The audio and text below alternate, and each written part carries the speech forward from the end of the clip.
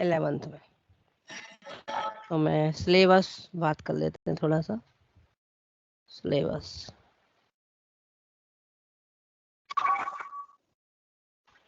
Syllabus of 11th botany.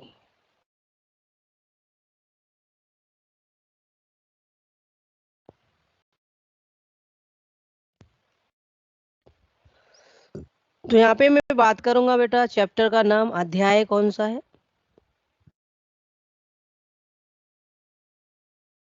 और इस अध्याय से कितने क्वेश्चंस आते हैं, प्रश्न कितने आते हैं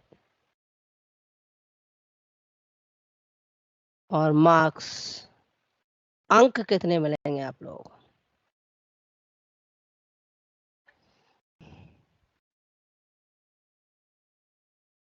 तो अध्याय को ज्यादा हो ना प्रश्न, और ये तो हम नंबर में लिखेंगे ना, ये तो कम स्पेस घेरेंगे, तो अध्याय वाले पोर्शन को ज्यादा कवर करना।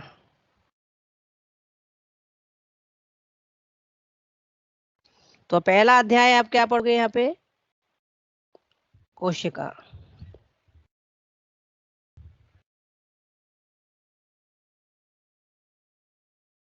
कोशिका जीवन की इकाई।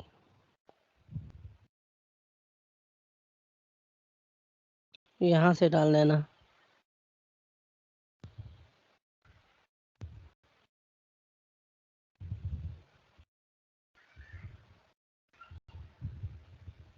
कोशिका जो है वो जीवन की इकाई है।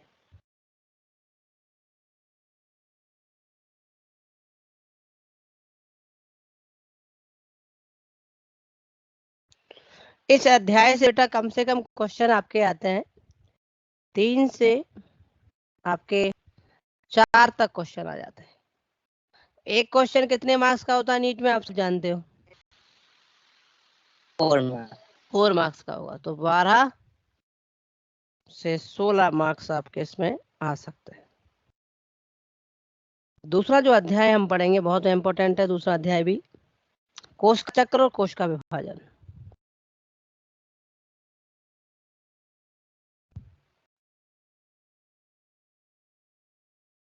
कोशिका चक्र और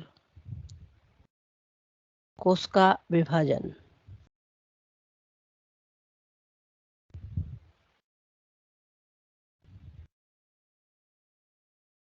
इसमें आप समसूत्री विभाजन, अर्धसूत्री विभाजन के बारे में बात करेंगे, और ये बहुत छोटा चैप्टर भी है और इससे भी इतना ही क्वेश्चन आपका आता है। तो ये जाने बायोलॉजी के 11th की, और बेस भी है ये दोनों, तो दोनों को हमें अच्छे से पढ़ना है इनको। थर्ड चैप्टर आप देखोगे, जीव जगत, लिविंग वर्ल्ड।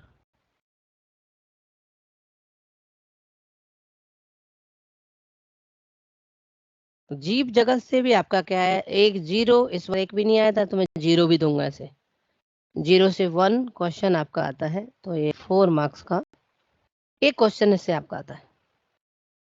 तो इसमें आप सजीव के लक्षणों के बारे में बात करेंगे, ग्रोथ, वृद्धि, जनन क्या है, वर्गीकरण क्या है, वर्ग की टैक्सोनॉमी, सिस्टमैटिक्स, और इस जाति, वंश, कुल, इन सब के बारे में बात करेंगे। जैविक वर्गीकरण बहुत बड़ा चैप्टर है। जैविक वर्गीकरण है जीवों का वर्गीकरण, बायोलॉजिकल क्लासिफिकेशन।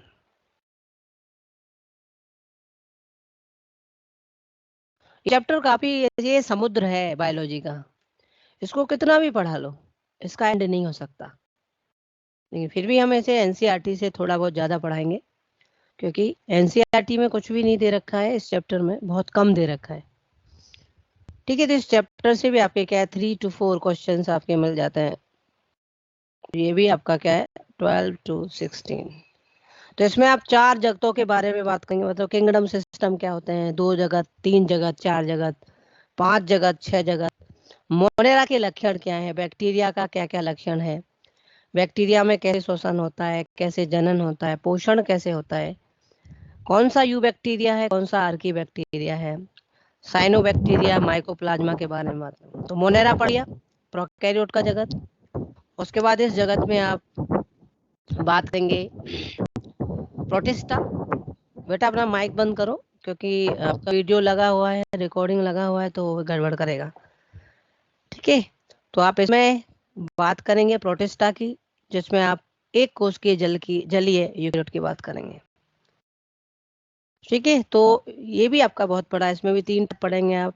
प्रकाश संश्लेषी प्रोटिस्ट, आपके अवपंक कवक कवक जैसे, और प्रोटोजोअन्स एनिमल जैसे। फिर आप फंगस पढ़ेंगे। तो 3 जगतों का अध्ययन तो आपको इसी चैप्टर में करना है, जैविक वर्गीकरण। फिर वायरस, लाइकन, बहुत बड़ा चैप्टर हो जाता है, और इसका कोई छोर नहीं है, समुद्र है बायोलॉजी का।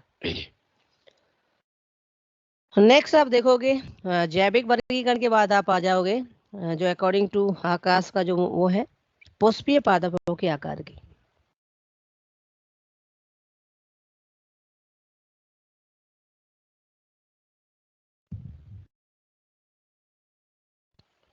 पादपों की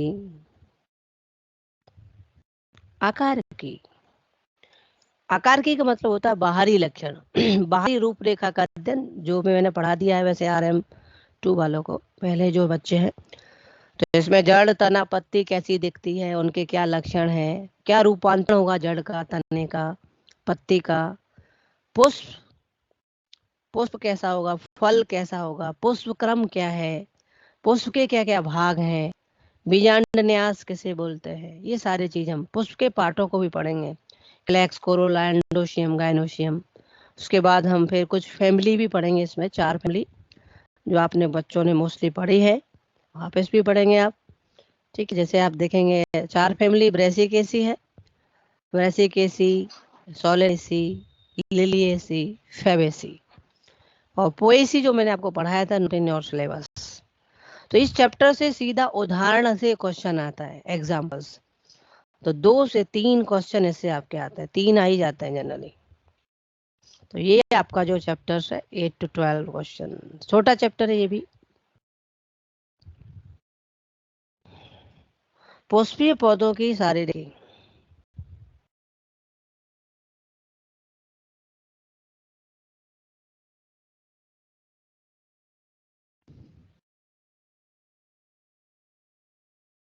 शारीरिक एनाटॉमी, आंतरिक संरचना का अध्ययन। ठीक है, जैसे आपसे कहें कि अपनी लिवर की शारीरिक का अध्ययन करो, तो हमें अपनी बॉडी को ओपन करना पड़ेगा, ऑपरेट करना पड़ेगा।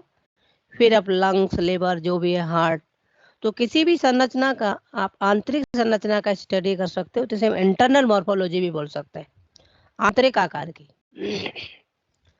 तो इसमें भी आप पहले प्लांट टिश्यू के बारे में बात करेंगे। तो इससे आपके क्या है, क्वेश्चंस जो होते हैं, 2 क्वेश्चंस मान लो। ठीक है, 2 क्वेश्चंस, तो ये भी 8 मार्क्स का आपका हो जाता है। तो इसमें आपके पादप ऊतक क्या होते हैं, मेरिस्टेम क्या है, विभोजक क्या है, ये सारी चीज आप देखोगे। उसके बाद ऊतक तंत्र क्या होता है, प्लांट में 3 प्रकार का ऊतक तंत्र पढ़ोगे आप। उपत्वचीय ऊतक तंत्र, भारण ऊतक तंत्र, संवहन ऊतक तंत्र। फिर आप TS काट के देखोगे, जड़, तना, पत्ती का कैसा दिखता है, आंतरिक संरचना जड़ का, मोनोकोट, डाइकोट, दोनों में, जड़, तना, पत्ती, मोनोकोट, डाइकोट में, तीनों में आंतरिक संरचना का अध्ययन करेंगे। उसके बाद इसमें सबसे इंपॉर्टेंट टॉपिक, जिससे क्वेश्चन तो आता ही है, सेकेंडरी ग्रोथ। तो ये पुष्पीय पादपों की शारीरिक है। फिर आप देखेंगे पादप जगत।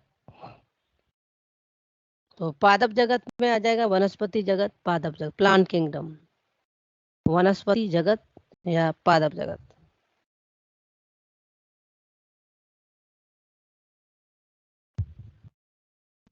चैप्टर से 1 से 2 क्वेश्चन आपके आते हैं, इट मीन्स 4 से 8 मार्क्स से हमें देगा। इसमें आप वनस्पति के बारे में बात करेंगे, कुछ वर्गीकरण की बात करेंगे आप, कृत्रिम वर्गीकरण, लिनियस वाला, फिर आपका प्राकृतिक वर्गीकरण, जाति वृत्तीय वर्गीकरण, फिर आप टेक्सोनॉमी के टाइप्स ब्रांच पढ़ोगे, अल्फा, बीटा, गामा, और कीमो, साइटो, रसायन वर्ग की क्या है, कोशिकीय वर्ग की क्या है, और सांख्यिकी वर्ग की क्या है। फिर सहवाल, सहवाल के प्रकार, सहवाल के लक्षण, सहवालों का वर्गीकरण, वही green algae, brown algae, red algae, ये सारे पढ़ेंगे। ब्रायोफाइटा, मॉसेस क्या होते हैं, और फिर टेडोफाइट्स, फॉर्न क्या होते हैं, बीजीय पौधे में जिम्नोस्पर्म, फिर एंजियोस्पर्म, फिर जीवन चक्र, हैप्लॉन्टिक, डिप्लॉन्टिक। तो ये थोड़ा सा आपका प्लांट किंगडम है को तो बहुत बड़ा है। पादप जगत के बाद फिर आपकी क्लास यूनिट बचती है, इसे बोलते प्लांट फिजियोलॉजी। और प्लांट फिजियोलॉजी अपने आप में इस बार 9 क्वेश्चन दिए थे प्लांट फिजियोलॉजी ने, तो मैं उसको प्लांट फिजियोलॉजी, तो मैं एक यूनिट लिख देता हूँ पहले, फिर उसके बाद बात कर लेते हैं। तो प्लांट फिजियोलॉजी से भी आपके काफी क्वेश्चंस आपके आते हैं पादप कार्य। तो एक पार्ट है ये 11th का काफी बड़ा कार्य की, जिसमें हम कार्य का अध्ययन करते हैं, फिजियोलॉजी। तो इसमें आपका पहला जो चैप्टर होगा बच्चों, पौधों में परिवहन। तो इसमें आपके मैं यहीं पे लिख देता हूँ, इससे आपके क्या है 6 से 9 क्वेश्चन आपके आ सकते हैं मिनिमम। तो ये आप देख सकते हो कितने मार्क्स की है, 24 से 36 मार्क्स फिजियोलॉजी से आपके आते हैं। तो इसमें 5 चैप्टर भी हैं अपने पौधों में परिवहन।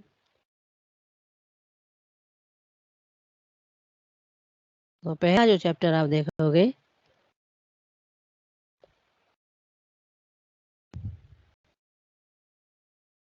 पौधों में परिवहन, ट्रांसपोर्ट इन प्लांट्स, से 1 से 2 questions. It means 4 to 8 marks. तो इसमें आप देखोगे पौधों में तो परसंचरण तंत्र भी नहीं होता, फिर भी हमसे ज्यादा अच्छा परिवहन होता है बेटा प्लांट्स में, ठीक है, हमसे ज्यादा अच्छा पौधों में परिवहन होता है, बेस्ट परिवहन। और सबसे बढ़िया बात क्या है कि इनमें हमसे ज्यादा दूरी का परिवहन होता है, लंबी दूरी का परिवहन। तो 2 प्रकार के परिवहन पढ़ोगे, शॉर्ट डिस्टेंस, लॉन्ग डिस्टेंस, अल्प दूरी का परिवहन और लंबी दूरी का परिवहन। तो इसमें आप परासरण, विसरण, तो ये आपके क्या है परिवहन के साधन है। विसरण क्या है, परासरण क्या है, सुषाद्य विसरण, ठीक है। तो ये सारी चीज पढ़ेंगे, कैसी क्रियाएं हैं, सक्रिय परिवहन, निष्क्रिय परिवहन, जल का पौधों के लिए क्या महत्व है, इसी चैप्टर में आप पढ़ोगे। कितने प्रकार का जल होता है, किन पौधों के लिए जल की क्या आवश्यकता है। फिर आप इसमें जीव द्रव्य क्वेश्चन पढ़ोगे, अंतः शोषण, अंतः चूषण पढ़ोगे, रासायनिक विभव देखेंगे जल का रासायनिक विभव, केमिकल पोटेंशियल वाटर, उसके क्या इफेक्ट है, मूवमेंट देखोगे पानी का, और विसरण दाब न्यूनता क्या होती है, स्फीत दाब क्या होता है, भित्ति दाब क्या होता है, ये सारे डीपीडी विसरण दाब न्यूनता क्या होती है, इन पे हम क्वेश्चंस भी करेंगे। फिर आपका लंबी दूरी का परिवहन मतलब जो होता है उसे हम स्थानांतरण बोलते हैं, जाइलम फ्लो में द्वारा होता है। जल का परिवहन पढ़ेंगे, और उसके बाद अपना फ्लूइड परिवहन, वाष्पोत्सर्जन क्या होता है, ट्रांसपरेशन, बिंदु स्राव क्या होता है। काफी बड़ा चैप्टर है, क्वेश्चन फिर भी 1 से 2 ही देता है। और नेक्स्ट आप देखेंगे, बहुत छोटा चैप्टर है, इतना ज्यादा बड़ा नहीं है, खनिज पोषण। ये ओनली प्लांट का फीचर्स है, खनिज पोषण।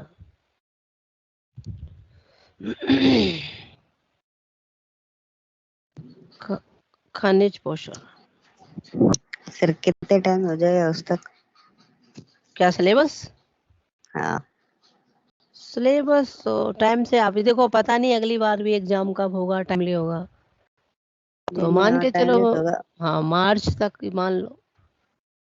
नहीं इस बार का जो पढ़ा रखा था उब तक वापस ये तो अब तो पढ़ते जाओ, आपका तो डबल हो जाएगा ना, बढ़िया है ना, कंठस्थ हो जाएगा, क्योंकि इन्हीं चैप्टर से ज्यादा क्वेश्चन आते हैं और आपको नीट में भी बेनिफिट मिलेगा बेटा।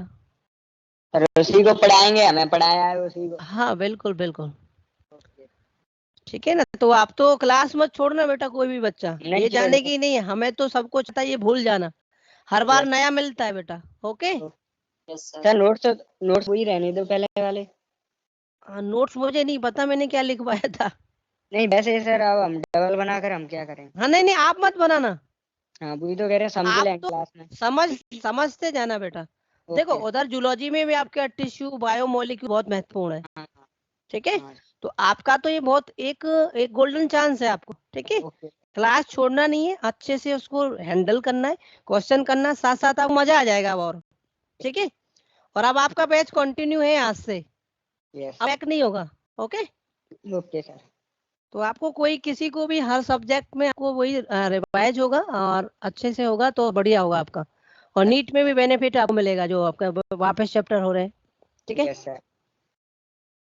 क्योंकि इन बच्चों को भी बेटा बीच में मॉर्फोलॉजी से, कुछ बच्चे मॉर्फोलॉजी से आए, कुछ सेल डिवीजन से, उन्हें पता ही नहीं है क्या हो रहा है, सही है ना। तो यस सर। सबका साथ सबका विकास होना जरूरी चाहिए। तो आप यस। लोगों का लॉस नहीं होगा, आपको नहीं, हमें डबल कोई दिक्कत नहीं है सर, हमारा तो और फायदा अच्छा हो जाएगा, चैप्टर स्ट्रॉन्ग हो जाएगा। और स्ट्रांग हो जाएंगे। इन चैप्टर से बेटा वेटेज वाले चैप्टर हैं। हाँ। आप देख रहे हो हमें ऊपर 16 आपके मार्क्स आ रहे हैं इन चैप्टर से।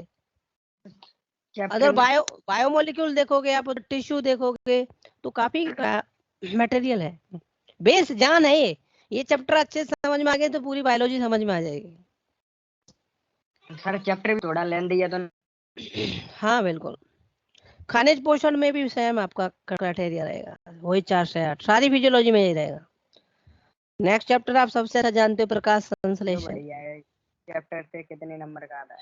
हाँ, प्रकाश संश्लेषण, उच्च पौधों में प्रकाश संश्लेषण, उच्च पौधों में प्रकाश संश्लेषण। ये आपको पता चल जाएगा ना किसमें कितना दम है, किस चैप्टर में। Yes sir. आप बेखामा की किसी चैप्टर को खींचे जा रहे हो, लिविंग वर्ल्ड में लगे पड़े हो, क्वेश्चन एक भी नहीं आया था इस बार, ठीक है। पढ़ना तो हम तो सबको पढ़ाएंगे आपको डिटेल में, और लेकिन आपको ये आइडिया आ जाएगी ज्यादा इसको महत्व तवज्जो नहीं देना है, किन चैप्टर को ज्यादा देना है, ठीक है। यहाँ किसी भी को दे। आपका, हाँ, फिजियोलॉजी में तो इक्वल वेटेज है सब। अब प्रकाश संश्लेषण में आप क्या, खनिज पोषण में थोड़ा सा आउटलाइन बता देता हूँ आपको। खनिज पोषण में आप देखोगे कौन कौन से तत्व पौधों के लिए आवश्यक हैं, कौन कौन से अनावश्यक हैं। सभी पौधों में 60 तत्व मिलते हैं, ठीक है, पौधों में जो देखा गया है। लेकिन जो 30 तत्व है, मतलब मैक्सिमम जो है 60 तत्व तक देखा गया है, इतनी प्रेजेंस देखी गई है पौधों में।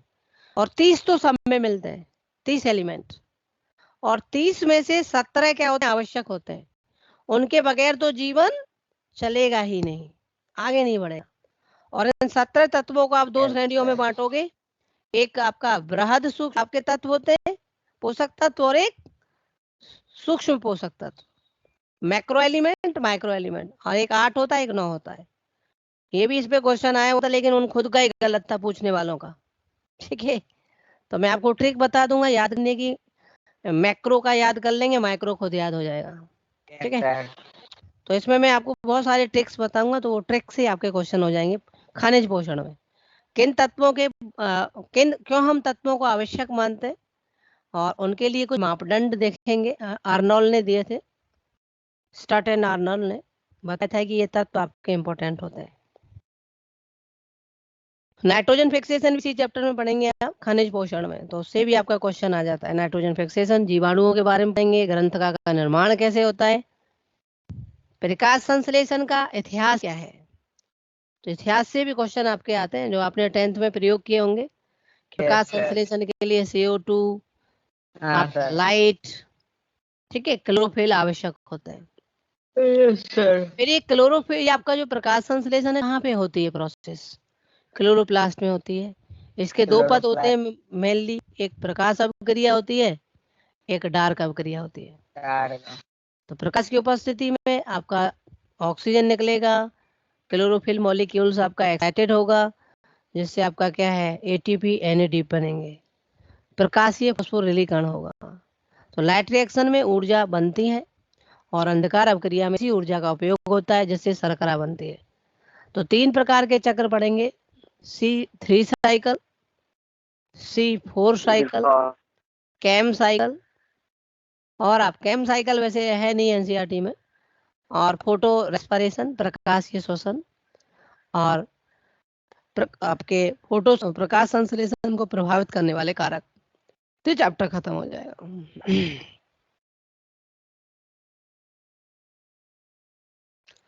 उच्च पौधों में श्वसन या पादपों में श्वसन।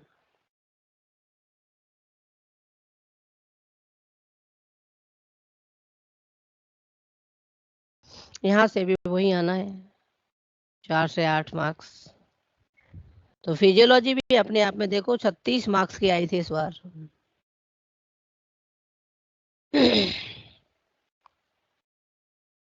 पादप वृद्धि एवं परिवर्धन।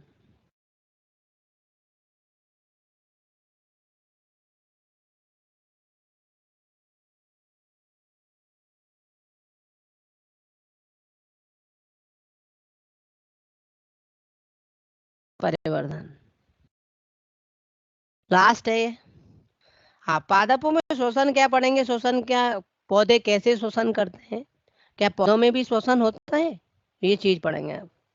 कैसे करते हैं, लंग्स तो होता ही है, विसरण एकमात्र साधन है गैसों के आदान प्रदान के लिए, विसरण एकमात्र साधन है पौधों में।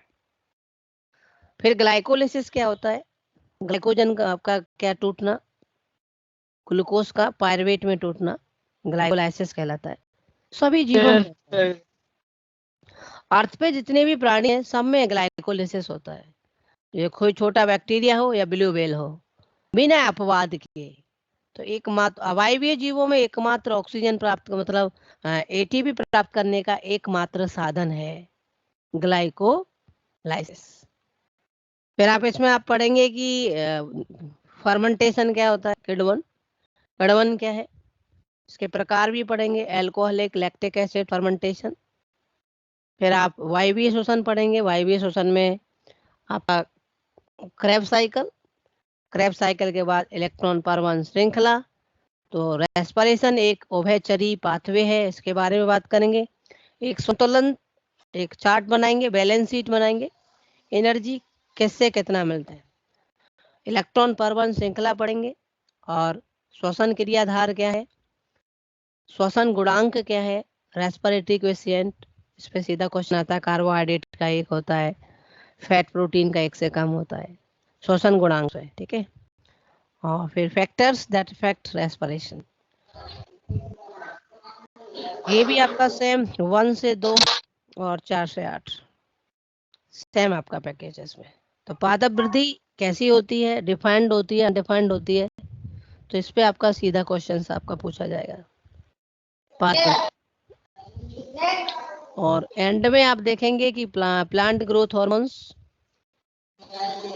वृद्धि किस किस टाइप्स की वृद्धि प्लांट में होती है, और एनिमल में कैसी वृद्धि होती है।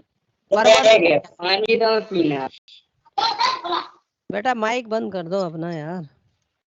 परिवर्धन क्या है, इसके बारे में बात करेंगे आप। परिवर्धन, परिवर्धन के बाद आप देखेंगे मीन्स कुछ पौधों में क्या होता है कि जो बीज है वो फल के अंदर ही अंकुरित हो जाते हैं। विविपेरिटी, जरायुजता के बारे में थोड़ी बात करेंगे। प्रवर्धन को प्रभावित करने वाले कारक क्या है, सुगढ़ता क्या होती है, प्लास्टिसिटी। और plant growth hormones last topic है, प्लांट ग्रोथ हार्मोन्स, जिसमें आपका 5 हार्मोन है बेटा जो हमें पढ़ने हैं। Auxin, gibberellin, cytokinin, ABA, ethylene. तो एकमात्र गैसीय हार्मोन्स क्या है, एथाइलिन है, ठीक है। मोस्टली जो भी जितने भी हार्मोन्स होते हैं आपके प्लांट्स में, एक पार्ट में बनते हैं, दूसरी जगह के क्या अपना काम करते हैं। इनके प्रकर्सर क्या है, टेबल से क्वेश्चन आपका आता है। प्लांट ग्रोथ हार्मोन्स की खोज किसने की है, डिस्कवरी पे क्वेश्चन आता है, एनसीईआरटी में दे रखा है। फिर उनके प्लांट के लिए क्या क्या रोल है, पुष्पन करता है, कोई फलन फ्रूटिंग करता है, कोई ग्रोथ को बढ़ाता है, कोई ग्रोथ को रोकता है। तो 3 हार्मोन क्या है, प्योर वृद्धि हार्मोन्स होते हैं। वृद्धि मतलब पादप वृद्धि नियामक, जैसे कौन कौन से, ऑक्सिन, जिब्रेलिन, साइटोकाइनिन, ये प्योर वृद्धि करने वाले हार्मोन है। एथाइलिन दोगला है, दल बदलू टाइप का हार्मोन्स है, ये दोनों कैटेगरी में आता है। ये ग्रोथ हार्मोन्स में भी आ जाता है, मतलब प्रेरित करने वालों में भी, रोग अवरोधक भी होता है एथाइलिन। और ये भी ये शुद्ध वृद्धि अवरोधक है, एबीए, एब्सिसिक एसिड, ठीक है। उसके बाद इसमें आप पढ़ते हो एक और चीज होती है आपकी दीप्तिकालता, फोटो पीरियोडिज्म, ठीक है, जिसके आधार पे 3 प्रकार के पौधे आप पढ़ते हो, long day plant, short day plant, ठीक है, और डे न्यूट्रल प्लांट। दीप्ति कालता के आधार पे पुष्पन देखते हैं आप, जिनको लंबी अवधि का प्रकाश चाहिए, दीर्घ अवधि वाले आपके प्लांट होते हैं, प्रकाश अवधि वाले। इसके बाद वसंतीकरण, और ये चैप्टर आपका खत्म हो जाता है। तो पौधों में पुष्पन को प्रेरित करने वाली 2 अवधारणा है, एक दीप्ति कालता है और एक वसंतीकरण, वर्नेलाइजेशन। मतलब सर्दी वाले पौधे को वसंत वाले पौधे में कन्वर्ट कर देना वसंतीकरण कहलाता है, ठीक है। पौधे को क्या है, सर्दी से बचाया जा सकता है। तो हम पौधे को जनरली लगाते हैं, गेहूं हम कम बोते हैं, तो विंटर जो वीट होती है उसको स्प्रिंग वीट में कन्वर्ट कर लेते हैं, दैट इज कॉल्ड एज स्प्रिंगलाइजेशन और वर्नेलाइजेशन। लो टेम्परेचर ट्रीटमेंट होता है। अच्छा, 12th के भी बता दूं? बता दो सर। चलो हाँ क्लास सर। 12th के भी देख लो, सर बता दो। क्योंकि आपका तो दोनों साल का है ना, class 12th botany syllabus, class 12th।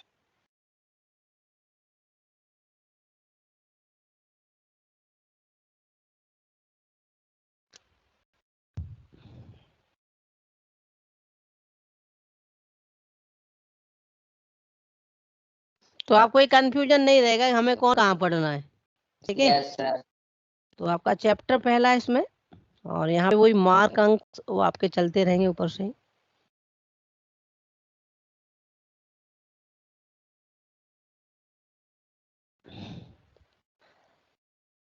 जीवों में जनन, ये कॉमन चैप्टर है, जूलॉजी में भी पढ़ोगे और बॉटनी में भी। लेकिन बॉटनी में पौधों वाला पढ़ोगे और जूलॉजी में एनिमल वाला, ठीक है। बाकी सब कॉमन लाइफ स्पान है आपका। तो इससे आपका एक क्वेश्चन आ जाता है, एक क्वेश्चन 4 मार्क्स आपको देगा ये।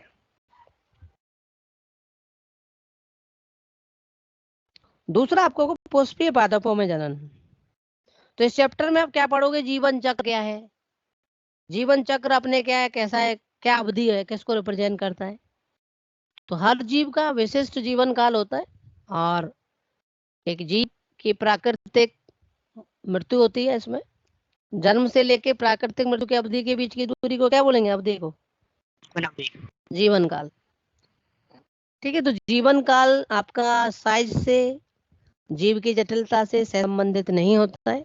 जैसे आप देखते हो कौए का जो जीवन काल है वो कितना है, 15 वर्ष है, 15। और तोते का 140 है। दोनों का साइज तो बराबर है, जीवन काल भिन्न है। तो साइज से कोई लेना देना नहीं होता जीवन काल का। ये नहीं कि जीव तो एलिफेंट है तो हजारों वर्ष जिएगा, नहीं, तो ऐसा कुछ नहीं, साइज से कोई लेना देना नहीं है। इसके बाद आप देखोगे कि जनन के प्रकार देखोगे, इसमें आलिंगिक जनन, आलिंगिक जनन की विधि देखोगे, लक्षण देखोगे, इसमें कितने प्रकार का आलिंगिक जनन होता है, मुकुलन, बडिंग, फिजन, खंडन, विखंडन और कायिक जनन, पुनरुद्भवन, ये सारी विधि पढ़ोगे। 2-3 विधि आपके एनसीईआरटी में भी हैं, 4 विधि।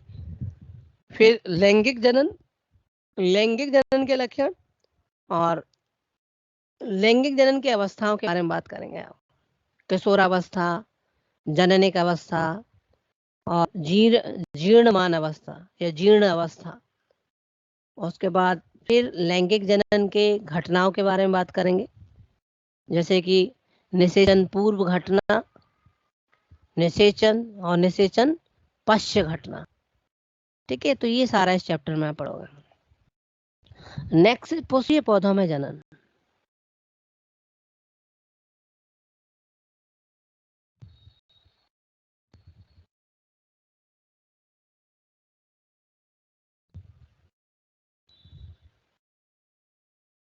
इससे 3 से 4 क्वेश्चन आते हैं। कितना है, अच्छा चैप्टर है, 12 से 16, तो ये वेटेज आपका हो गया इसमें। तो पुष्पीय पौधों में जनन जो आपका है, पुष्प क्या है, संगनित रूपांतरित प्ररोह है, पुष्प के कितने चक्र होते हैं, पूर्ण चक्र 4 चक्र होते हैं, कितने आवश्यक हैं, कितने अनावश्यक हैं, जनन में कौन सा सम्मिलित होते हैं। फिर आप देखोगे इसमें नर जननांग की बात करेंगे पहले, पुमंग, जायांग, पुंकेसर के बाद परागकण क्या होते हैं, परागकण। पोलन ग्रैंड्स, और लघु बीजाणु जनन। ठीक है, ये तो नर का हो जाएगा। फिर मादा का आप करोगे ऐसे ही। ठीक है, जायांग, स्त्री केसर, अंडप क्या होती है, गुरु बीजाणु जनन क्या होता है, गुरु बीजाणु, और आपका ओव्यूल क्या होता है, बीजांड। ठीक है, ये हम पढ़ लेंगे आगे, तो ये सारी चीज कर लो। फिर परागण कैसे होता है, पॉलिनेशन कैसे होता है, बना लोगे आप। नर जननांग मादा जननांग के बारे में पढ़ लोगे सब। परागण के प्रकार पढ़ोगे। फिर बहिर्जनन की युक्तियां पढ़ोगे। इसमें ऐसी युक्तियां जो परागण को बढ़ावा देती हैं और स्वयुग्मन को रोकते हैं, सेल्फ पॉलिनेशन को रोक देते हैं, तो वो बहिर्प्रजनन की युक्तियां कहलाती हैं। फिर उसके बाद आप इसमें कृत्रिम पोलन ट्रांसफर करोगे, पोलन पिस्टल इंट्रेक्शन, पराग स्त्री केसर पारस्परिक क्रिया, पोलन ट्यूब की एंट्री पहले ओव्यूल में और फिर आपका एम्ब्रियो सैक में। उसके बाद आप आर्टिफिशियल हाइब्रिडाइजेशन, कृत्रिम संकरण के बारे में बात करोगे, पोलन ग्रेन्स का अंकुरण करोगे। फिर द्विनिषेचन, डबल फर्टिलाइजेशन, एम्ब्रियो का डेवलपमेंट, एंडोस्पर्म का निर्माण किस टाइप से आपका होता है, बीज, फल, विशेष प्रकार का जनन, असंग जनन, बहुभ्रूणता। तो चैप्टर खत्म हो जाएगा। काफी छोटा चैप्टर भी नहीं बोल सकते, काफी इंटरेस्टिंग है, क्योंकि जब तक आप बहुत चीज पढ़ लोगे, 11th में पुष्प के बारे में पढ़ लोगे, बीज के बारे में पढ़ लोगे, तो वहां पढ़ने में चैप्टर को ज्यादा दिक्कत नहीं होगी। नेक्स्ट सबसे इंपॉर्टेंट है वंशागति तथा विविधता के सिद्धांत।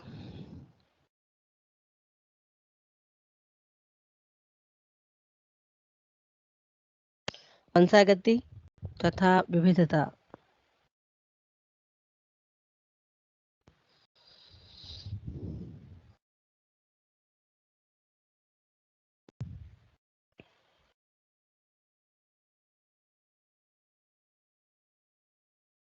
सिद्धांत, वंशागति तथा विविधता के सिद्धांत। तो आप देखोगे कंप्लीट जेनेटिक्स से आप देखोगे बेटा, मीन्स 10 से 13 तक क्वेश्चन आपके आ जाते हैं। ठीक है, तो इससे आप देखोगे तो 4 से 5 क्वेश्चन आपके क्या है इस चैप्टर से मिल जाते हैं। ठीक है, 4 से 5, तो कितना हो गया सब बेटे, 16 से 20। तो इस पुष्पीय इसमें आप क्या पढ़ोगे, विविधता क्या होती है, वंशागति क्या है, आनुवंशिकी की कुछ परिभाषा, वैज्ञानिकों के नाम, कुछ शब्दावली पढ़ोगे, जीन, एलील, समयुग्मजीव, विषमयुग्मजी ये क्या होते हैं, होमोजाइगस, हेटेरोजाइगस कंडीशंस क्या होती हैं। फिर मेंडल्स के नियम के बारे में बात करो, मेंडल के लेखा जोखा देखोगे, मेंडल ने मटर को ही क्यों चुना था, मटर के लक्षण देखोगे इसी चैप्टर में। फिर मेंडल के नियम, एक संकर संकरण, द्विसंकर संकरण, परीक्षण संकरण, ये सारी चीज आप देखोगे। मेंडल्स के आपका 3 नियम देखोगे, तो फर्स्ट नियम के कुछ अपवाद पढ़ोगे आप, अपूर्ण प्रभावता, सह प्रभावता, ये देखोगे, कुछ न्यूमेरिकल्स करोगे इसमें। उसके बाद आप एक जीन वंशागति के बाद आप बात करेंगे, 2 जीन वंशागति, पारस्परिक क्रिया की बात करेंगे, और फिर आप बात करेंगे पॉलीजेनिक इनहेरिटेंस, बहुजीनी वंशागति, बहुविकल्पता। फिर आप सहलग्नता के बारे में बात करोगे, लिंकेज, सहलग्नता, लिंकेज के बारे में, पुनर्योजन, लिंकेज, पुनर्योजन, लिंग निर्धारण की बात करोगे, पक्षियों में, जंतुओं में 4 प्रकार का लिंग निर्धारण करोगे आप, X X XO system, X Y XO system, ZW system with examples. Drosophila में अलग पढ़ोगे, हनी बी में अलग पढ़ोगे, डिप्लॉयड, हैप्लॉयड। म्यूटेशन की बात करोगे इसी चैप्टर में, उत्परिवर्तन क्या होता है, 3 प्रकार का उत्परिवर्तन पढ़ोगे ब्रॉडर लेवल पे। एक जीन स्तर पे होता है जीन म्यूटेशन, गुणसूत्र के स्तर पे होता है गुणसूत्र में परिवर्तन से, वो गुणसूत्र की संरचना में परिवर्तन से, जिसे हम गुणसूत्रीय विपतन बोलते हैं, कैंसरस सेल में अध्ययन करेंगे। और लास्ट आपका होता है जीनोमैटिक म्यूटेशन, जो गुणसूत्रों की संख्या में परिवर्तन से होते हैं। अशुगुणता, सुगुणता, ये 2 प्रकार का होगा। फिर आप मेंडलियन डिसऑर्डर्स पढ़ोगे इसमें, मेंडल्स एक जीन डिसऑर्डर्स, जैसे कि कलर ब्लाइंडनेस, हीमोफीलिया, ठीक है, रक्तस्राव, सिकल सेल एनीमिया, हाशियाकार कोशिका फेनल्कीटोन्यूरिया, एल्केप्टोन्यूरिया, ये है नहीं सिलेबस में, सिस्टिक फाइब्रोसिस, थैलेसीमिया।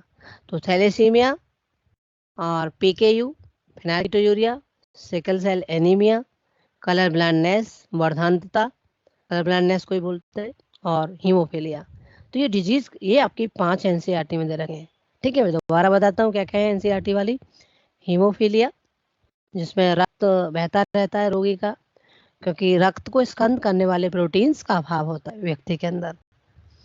दूसरा वर्धांतता, कलर में विभेद नहीं कर पाते, वैसे दिखता है सब कुछ लेकिन ब्लैक एंड व्हाइट दिखता है, तो ब्लू और ग्रीन रेड कलर में अंतर नहीं कर पाता बंदा, generally red blue, red green, तो उसे ब्लैक एंड व्हाइट दिखता है कुत्ते की तरह। तो जीवन यापन नॉर्मल होता है, उसे कोई ऐसा कोई डिसऑर्डर्स नहीं है, ये कोई डेंजरस हो, जीवन उसका नॉर्मल कटता है, गाड़ी भी चला सकता है, सब कुछ ठीक है, टीवी भी देख सकता है। 2 कलरों को नहीं विभेद कर पाएगा, तो उसे वो ब्लैक एंड व्हाइट देखेंगे। पीकेयू, ये भी एनसीईआरटी में है, और थैलेसीमिया, ये भी एनसीईआरटी के है, सिकल सेल एनीमिया, हाशियाकार कोशिका रक्तता, तो 2 में ब्लड की कमी हो जाएगी।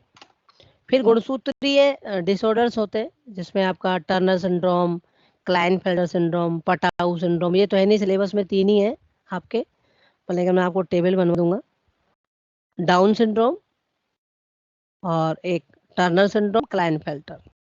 ऐसे तो और भी बहुत सारे सिंड्रोम्स होते हैं, एडवार्ड सिंड्रोम, पटाऊ सिंड्रोम, ठीक है, और जैकब सिंड्रोम, सुपर मेल।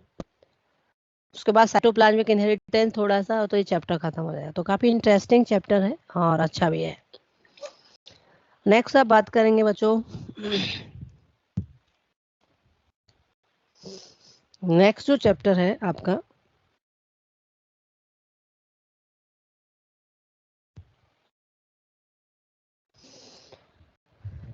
हाँ, मेंडल के बाद आणविक आधार, वंशागति के आणविक आधार, molecular basis of inheritance, molecules के लेवल पे, अणु के लेवल पे,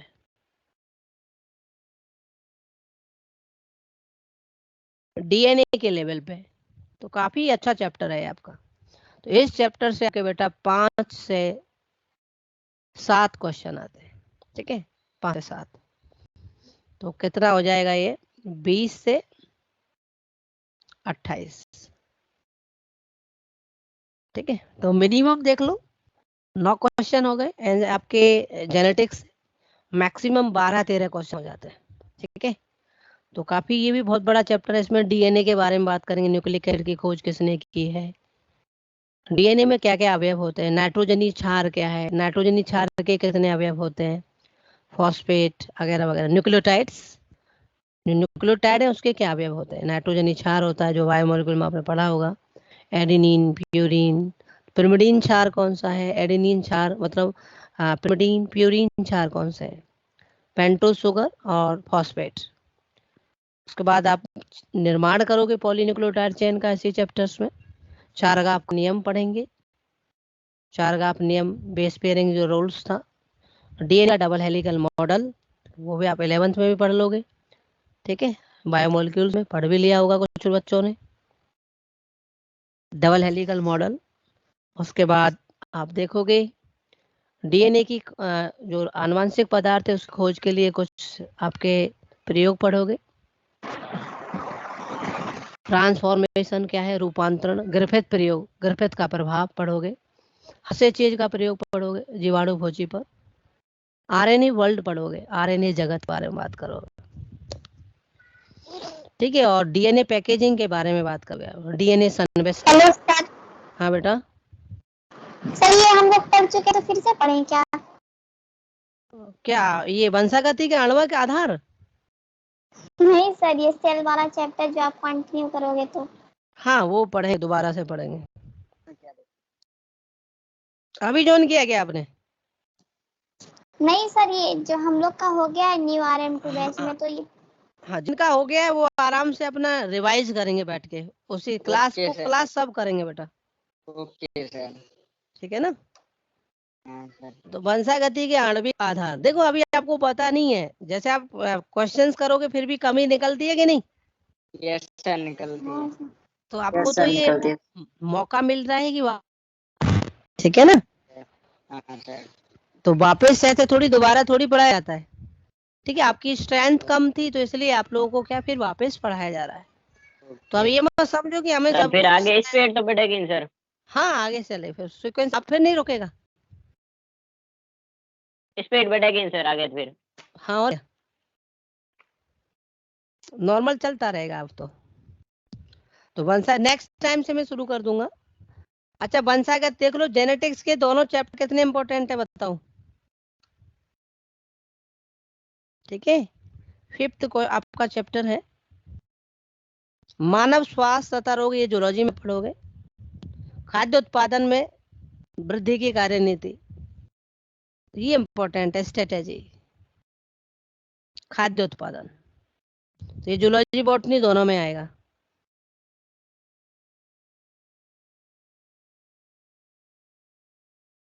खाद्य उत्पादन में वृद्धि की कार्यनीति,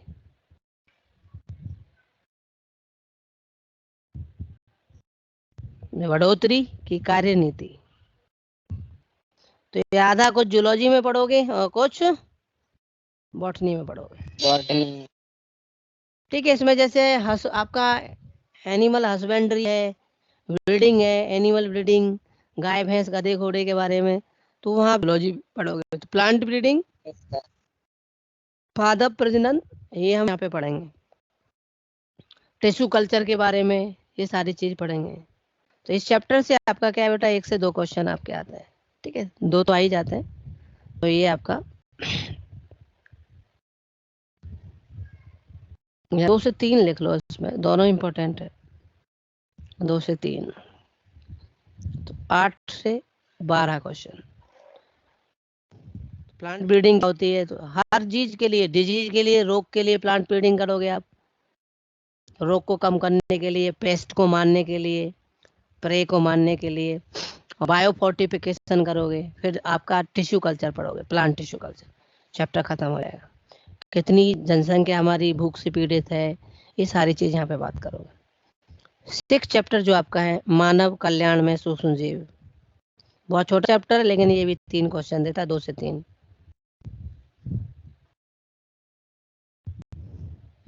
मानव कल्याण में सूक्ष्म जीव,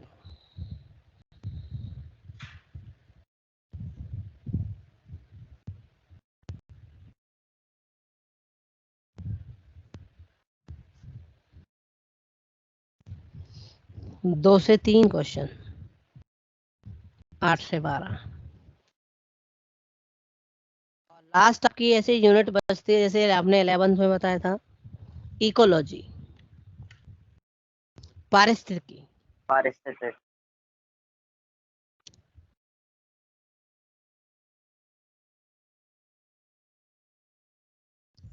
इकोलॉजी, ठीक है? इकोलॉजी से भी आपके बेटा बहुत सारे क्वेश्चन आते हैं, मीन्स 6 से 11 क्वेश्चन आपके आ जाते हैं इकोलॉजी से। पहले तो और पुराने जमाने में से 13-14 क्वेश्चन आ जाते थे। इसमें भी आपका जो 6 चैप्टर है बहुत बड़ा है, जीव और समष्टि।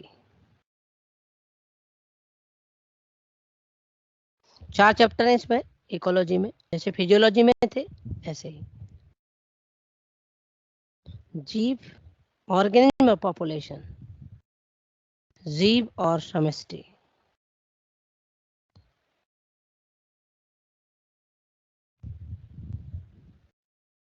पॉपुलेशन को समष्टियां कहते हैं। इस चैप्टर से भी आपके क्या 1 से 2 क्वेश्चन आपके आ जाते हैं,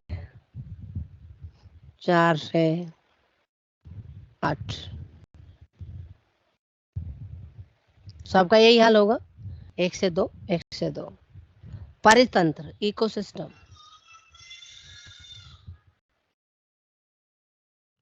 इकोसिस्टम काफी इंटरेस्टिंग है। इकोसिस्टम 1 से 2 क्वेश्चन, 2 क्वेश्चन तो इससे आ ही जाते हैं जनरली इकोसिस्टम से। 4 से 8।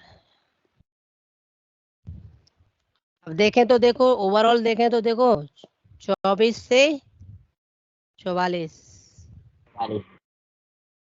इतना मार्क्स देगी आपको इकोलॉजी। बच्चे इसको ध्यान देते हैं, अरे हमें आता है इकोलॉजी तो, लेकिन जब क्वेश्चन आता है तो पता नहीं चलता है कहाँ से आ गया है।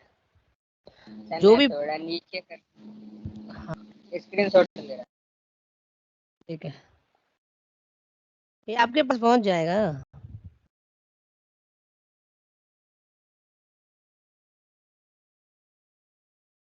गया सर,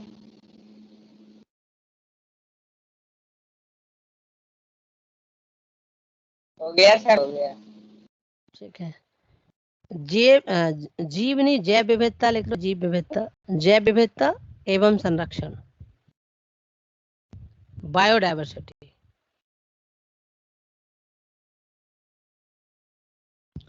एवं संरक्षण। ये भी आपका 1 से 2 क्वेश्चन आते हैं, और 4 से 8।